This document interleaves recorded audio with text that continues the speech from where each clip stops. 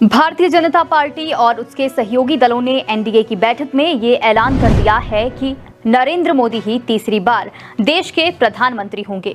नरेंद्र मोदी के प्रधानमंत्री बनने के बाद उस पद पर बने रहने की सबसे जरूरी शर्त ये है कि एनडीए के दो सहयोगी यानी कि चंद्रबाबू नायडू और नीतीश कुमार बीजेपी के साथ बने रहें। इसके साथ बने रहने के लिए चंद्रबाबू नायडू की टीडीपी की तरफ से जो सबसे जरूरी शर्त रखी गई है वो है लोकसभा अध्यक्ष का पद। यानी कि चंद्रबाबू नायडू चाहते हैं कि सरकार के समर्थन के बदले उनकी पार्टी को केंद्रीय कैबिनेट में तो जगह मिले ही मिले, लोकसभा अध्यक्ष का पद भी उनकी ही पार्टी के पास रहे। चंद्रबाबू नायडू की पार्टी का जो इतिहास रहा है और बतौर लोकसभा अध्यक्ष चंद्रबाबू नायडू की पार्टी के सांसद ने इतिहास में बीजेपी के कद्दावर नेता अटल बिहारी वाजपेयी के साथ जो किया है उसे शायद ही बीजेपी के लोग भूल पाए होंगे।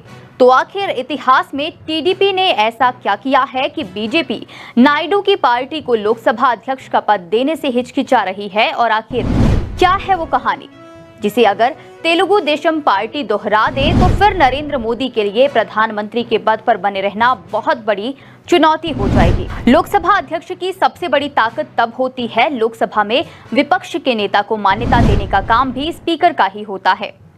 स्पीकर ही तय करता है कि बैठक का एजेंडा क्या है। चंद्रबाबू नायडू सरकार पर नियंत्रण बनाए रखना चाहते हैं, वहीं बीजेपी स्पीकर का पद नायडू को देने से कतरा रही है। इसकी एक पुरानी कहानी है। ये कहानी करीब 25 साल पुरानी है। तब अटल बिहारी वाजपेयी के खिलाफ अविश्वास प्रस्ताव आया था। उन्हें सदन में अपना बहुमत साबित करना था। 17 अप्रैल 1999 को इस प्रस्ताव पर वोटिंग होनी थी। तब वाजपेयी के चाणक्य कहे जाने वाले प्रमोद महाजन ने अनुमान लगा दिया था कि बहुमत उनके साथ है और वाजपेयी अपनी कुर्सी बचा लेंगे। मायावती सरकार से अलग हो चुकी थी। जयललिता के समर्थन वापसी की वजह से ही ये नौबत आई थी।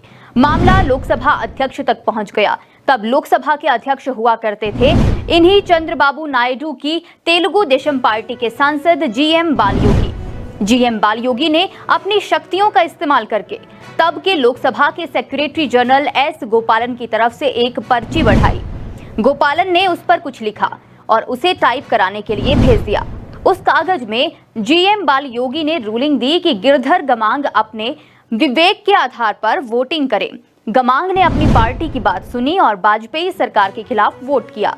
यही वो एक वोट था जिसकी वजह से अटल बिहारी वाजपेयी की सरकार गिर गई। तब सरकार के पक्ष में 269 वोट और सरकार के खिलाफ कुल 270 वोट पड़े थे। अब मोदी सरकार भी इस इतिहास को नहीं दोहराना चाहती, इसलिए सोच समझकर कदम बढ़ाए जा रही है।